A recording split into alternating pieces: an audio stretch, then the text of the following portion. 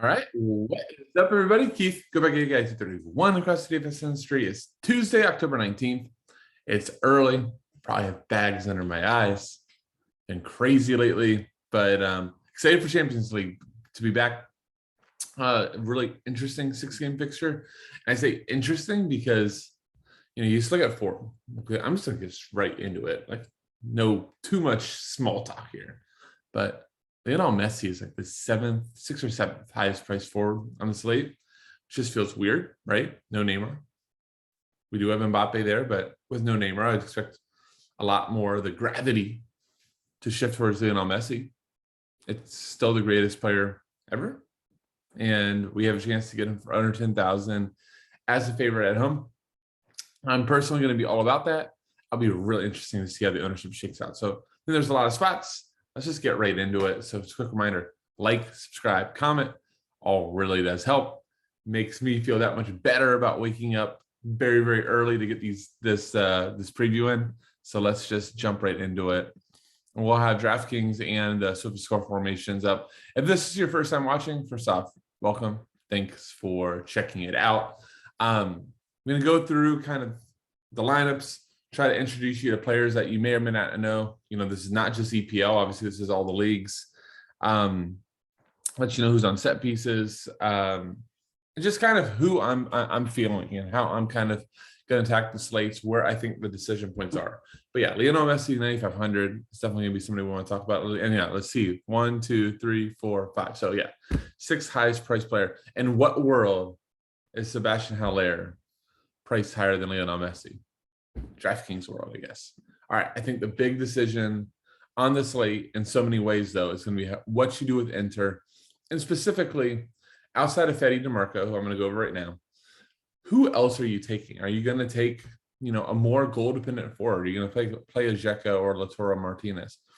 Are you going to do anything else from here, right? I wish Denzel Dumfries was a defender. I wish he was a $5,000 defender.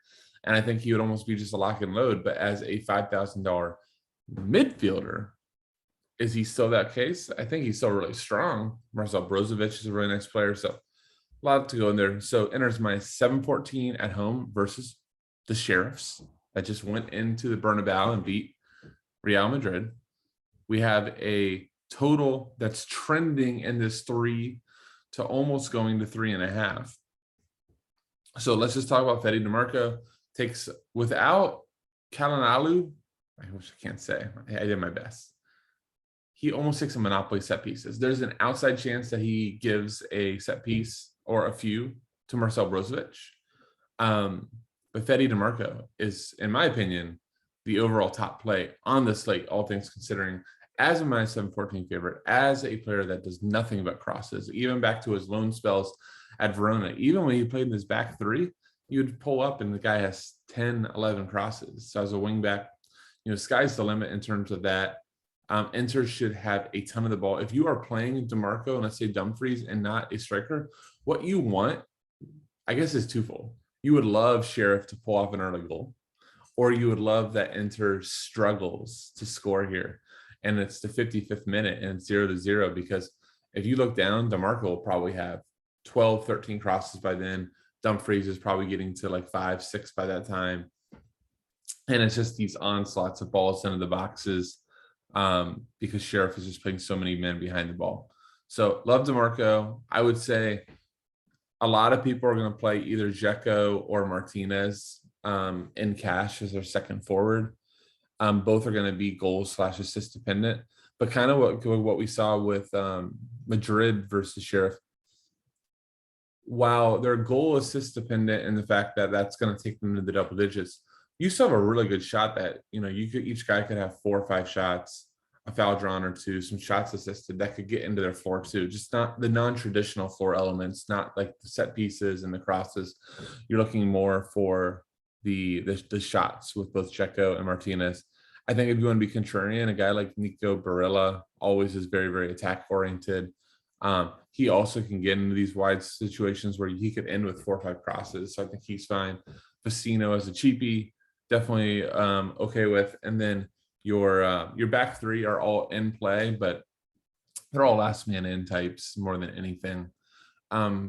If you want to pay up for goalie, obviously, if you're going to go all the way up, I think go with the minus 700 home favorite and Hadanovic. For the Sheriff side, nobody in play here for me. Traore has been good for them. I think Yakashabiev. I don't know if that's close. We'll see. I think he scored versus Madrid. You could go all the way for the goalie, who was fantastic. With your pay down goalies, let's say that he allows 3, but he gets 10 saves. That's still 14 DK, and that might be more than Hadanovic. So pay down goalies, especially if you can find the spot to spend, is always in play. But they'll should be their set pieces. So that's Sheriff. Let's go to PSG and Leipzig. PSG close to minus 200 favorite. Like I mentioned, I think Lionel Messi stands out. Let me get a swig of coffee. It's going to happen a few times today. I think Lionel Messi stands out. He has a chance to be over at least half the set pieces, if not even closer to full. I think he'll split with Mbappe. I think both of them are quite good plays. I would really consider playing both if I saw a Cardi play through the middle, and then I can get Mbappe out wide, just increasing his floor a little bit. I don't think it changes his goal scoring upside at all, whether he's outside or playing striker, but just, gives me some more floor. But Lionel Messi is Lionel Messi. I really don't know if I have to talk too much about it, but, I think maybe people may poo-poo him or be down a little bit just because the start of his PSG career is not great, but it's Messi. Messi's Messi, in my opinion. So, if I get the chance to play him and I get to play him at a discount, I'm just going to be all about that. And then Mbappe, if you don't go and enter second forward, I think Mbappe is really intriguing. With no Neymar, Mbappe and Messi are going to be the center of everything that PSG does. Nuno Mendes and Hakimi are really good attacking fullbacks. And then for whatever reason in this system, both Idrissa Gueye and Ander Herrera just seem to be showing up with goals on these interleague slates and when you least expect it. So I think they're both in play for punts. Probably not my types. If I'm going to punt, I really like to get some set pieces or get, kind of like a wide attacking player. But man, Gueye and Herrera have been really good. If Draxler's in, I'm probably not going to be a fan. I'm not a Julian Draxler truther. I know those guys are out there, just not me. So that's PSG. For Leipzig, I don't know how interested I am in their players. If Angelino is back, which he should be, he's red there because of the red card versus City. But Angelino and Nkunku should be a split. Let's see what Angelino's price is. I'm just curious. 5,000 is, for a guy like Angelino that just crosses the ball a ton and might have a share of set pieces, I think that, it's definitely in play. I just, I don't know. I just sit there and I just ask myself, should I just find the 700 for Andy Robertson, or God, I wish Dumfries was a defender. Angelino's, the more we talk about him, the nicer he is. I know in my builds, I've kind of found myself paying down at second forward, but Hakimi 5,600 and Robertson 5,700. Obviously, we'll talk about TAA all the way at the top at 81, but Angelino 5,000 is just fine. I'm talking myself more and more into it being a fine play, because this will be more than likely a back three type with Mukele over here as the right wing back, and then these three forming a back three. But Angelino and Nkunku probably a set split, and Nkunku revenge game versus PSG, who he did not stick with. Forsberg, he can always jump on a few set pieces too, but that's the problem with Red Bull, is that they're just kind of all over the place in their set responsibilities. And then even when they do have sets, do they all of a sudden, even get that many corners is the question. Also, just watch for Sazably to be in. That's Sriracha. Sazably, a really, really good player. Huge letdown for a lot of us FSI guys last round. But, always a really, really talented player. So I don't mind going back to him. Shakhtar and Real Madrid. This is in Shakhtar, which I was just checking. Let's see. And Kiev, yeah. So, look, Madrid has Toni Kroos back. Toni Kroos did not play 90 minutes last game. I don't know if you can call him fit for 90 here. If he did at 6,500, I think he would be like almost just like that stone cold cash play. Tony Cruz, like for those that have played DFS for a while, you just know Tony Cruz is the guy that if you just like kind of lock him in, he gets you 7 or 8 and you're just like, whatever, it's good enough. And then if you fade him, he gets you like 15 to 16. Just seems like he always gets there, no matter if you like him, if you think the matchup is neutral or, even bad. Tony Cruz just always seems to get there. So I think he's super in play, especially if you saw something that Ancelotti comes out and says that he's fit for 90. But otherwise, to me, the two top plays are Benzema and Vinny Jr. Benzema at this point, he and Salah are probably like the two most informed players in the world. You could throw Haaland in there when Haaland's been healthy. So, Madrid is a favorite here versus Shakhtar. Shakhtar's defense has not been one that all of a sudden you go, they're not conceding anything. So I think Benzema is super in play. It's just, he's the most expensive forward on the slate. Are you going to play him over, Mbappe at home, Messi at home? I think after those two, it's probably Benzema for me. I'm sure there's people that are going to be considering Haaland at 10-3 or down for the Inter guys. I think that's kind of the conversation at forward, but certainly in play. Vinny Jr., where is he at? Gives you even a little more discount at 7,800. At 7,800, I'm probably just finding the 500 and going to Lautaro Martinez. But just for the sake of the conversation, Vinny Jr. is certainly in play. You can probably get Nacho cheap. Let's see where he's at. 4,200 now. I'll pass. Nacho, more comfortable being a center back than a fullback. So we're not looking at like 9 crosses there. Yeah, I think that covers Real Madrid. I'm not crazy about Madrid here. It's kind of like, I think mostly GPP. I think Benzema is a great GPP play just because of where he's at on the pricing structure. Like people clicking on him over the others, I think is unlikely. For Shakhtar, Alan Patrick is most likely on a majority, if not all, the set pieces. Mycone can take some, and then Man or Solomon can too. I don't know. I feel like people sometimes talk themselves into Shakhtar because you never get to see these players, and every once in a while they'll show up and be decent. And it's just, I've never gotten them right. Even when you had Junior Moraes here as like a center forward, everybody would play him but me, and he scores, and then I get on the board and he scores 1 DK. So I just have never been a Shakhtar fan. I don't think that we need to force him here. So let's move on to Ajax versus Dortmund, which is probably one of the most exciting real life games we could get here. Just two like teams like Ajax, for those that don't get to see, just absolutely dominate the Eredivisie League in the Netherlands, and then Dortmund. Dortmund's actually not all that fun, except for they have Haaland, who to watch for forever. Haaland's just beyond fun. So let's just talk about it. Ajax at home plus 120. Their set pieces are split between Tadic and Berghuis. Tadic to me is the superior play, unless let me just look and see, make sure Berghuis isn't super cheap. Nope, 9,200. I think that Tadic is the preferred play for me. But again, he's in that range where he's over 10,000. Are you going to pay him over an Inter guy? Are you going to pay 1,000 more than Mbappe? Could you do all the other guys we talked about? I think that's the conversation. Hilaire will have no ownership. So if you really think that Ajax beats up on Dortmund here, which look, crazier things have happened.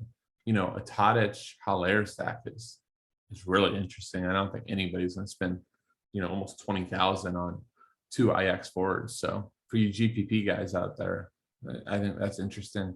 Blind and Materazzi are okay fullbacks. Neither are going to get forward and do like 6-7 crosses. They're both just helping Ajax dominate possession. Gravenberch, one of the better young midfielders in the world, but in this situation, I think you pass. He's had corners every once in a while, but nothing consistent. At this point, I think it should just be Tadic and Berghuis. Anthony in the middle, if that's where he plays. I think that's going to be Davy Klaassen, but he's a good player, but just like a last man in type, or somebody that you play in stacks. For Dortmund, like I truly think Dortmund, the only player in play is Haaland. Dortmund is really, really not the friendliest DFS wise. So it's Haaland if you think that he does well, and if it's not, you fade, and maybe you're talking yourselves into the Ajax keeper, old man Remco Pasveer, one of my guys in So Rare. So I have vested interest in my dude Remco, who just killed it this weekend. So hopefully he can kill it here too.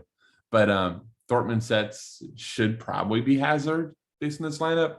Hazard and Brandt on possible split.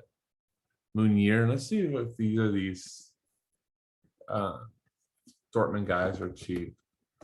4,200 for Meunier is okay. I can't spell Schultz. It's too early. Why can't I not spell Schultz? Probably because he's going to be like a.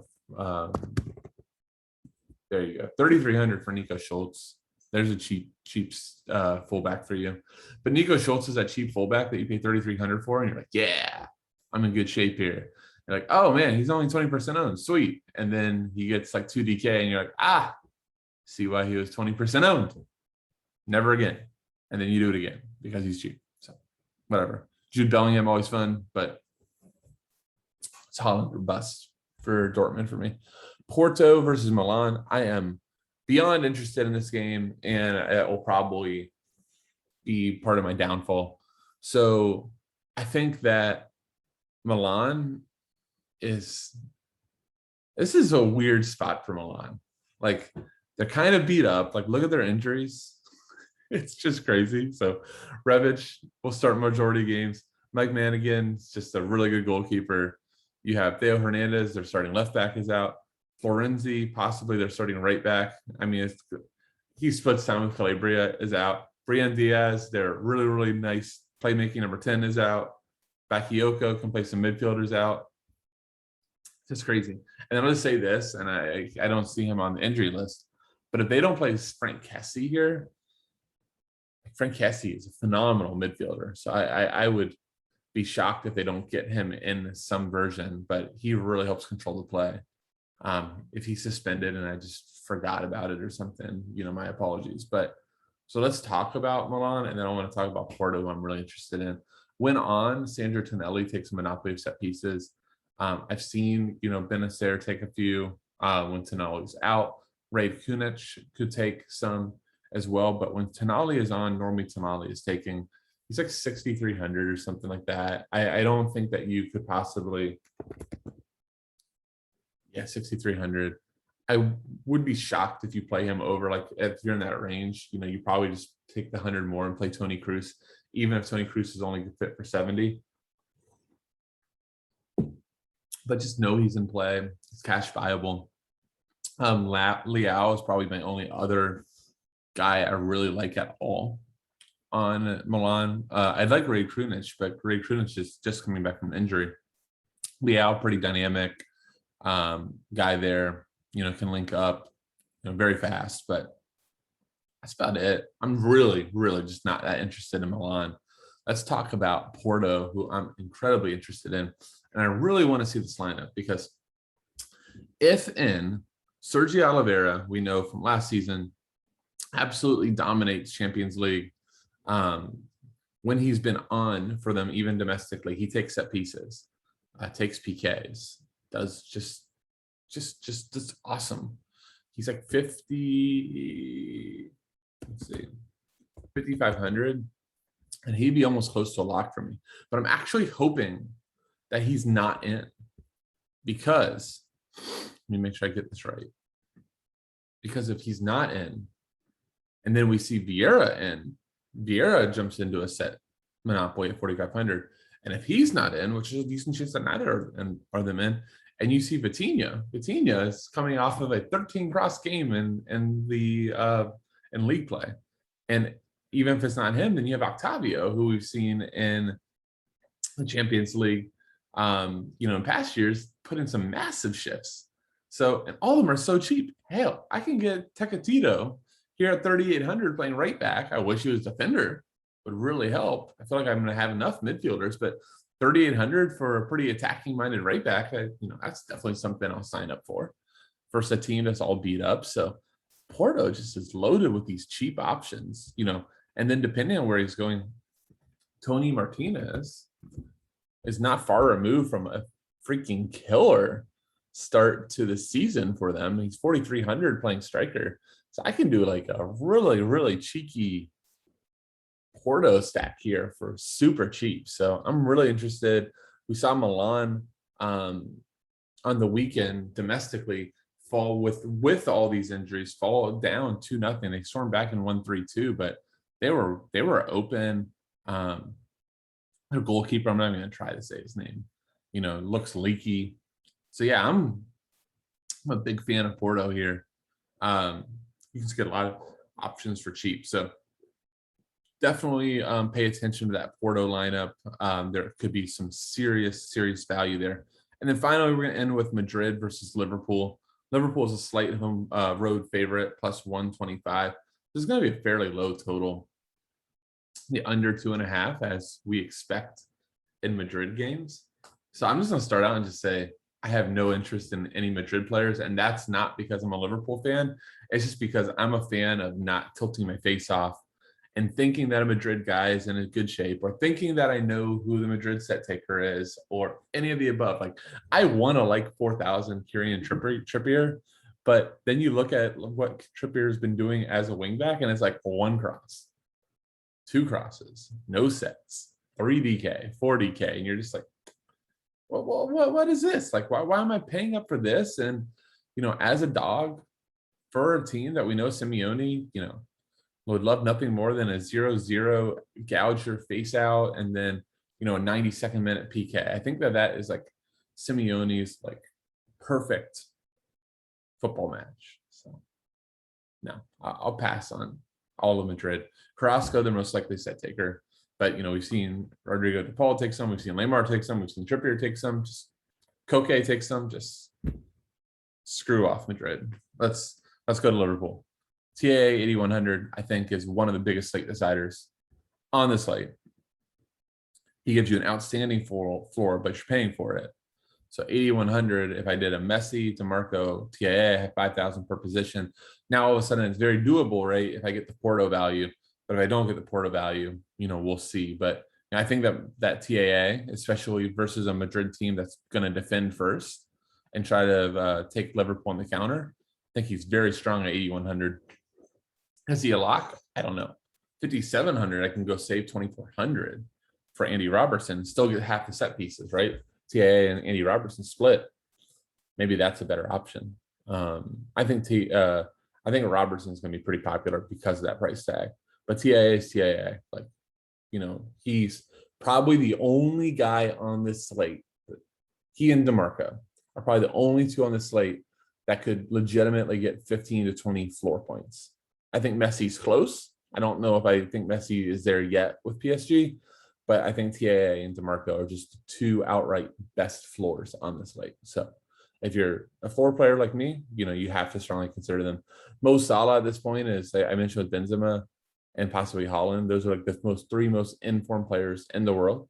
Salah's just beyond ridiculous at this point. I think that Madrid knows this and it's going to go into the plan. Is going to have all eyes on Salah. But, when a player's in form and scoring at will like Salah is versus, if you just take the last 2 goals versus Watford and versus City, it's just ridiculous. So Salah's very informed. Firmino coming off of a Hattie, Sadio Mane always in play. I think Mane is always like great leverage if you are thinking hard about Salah. If you're gonna, or you like Liverpool, the leverage shift, especially with Salah in this form, is always going to Mane. But I'm not like beyond crazy interested in Liverpool here, just given that it is going to be a defensive game. But I think that TAA, Robertson, and Cash, then obviously Salah and GPP. It seems more and more, and on these Champions League slates, like Liverpool ownership just comes in pretty low. So I think it's worth looking into. All right, that'll do it. Hope that this helps. Sorry that I wasn't like, the energy wasn't like overflowing like normal. I'm just tired, but tired, get excited. Hopefully get my energy up and ready to put in some lineups by this afternoon. Good luck today. If you have any sort of questions, get notifications to my phone on the video. So just respond with a comment, and I'll get back to you as soon as I can. Good luck, everybody. With that, I'll say, see you.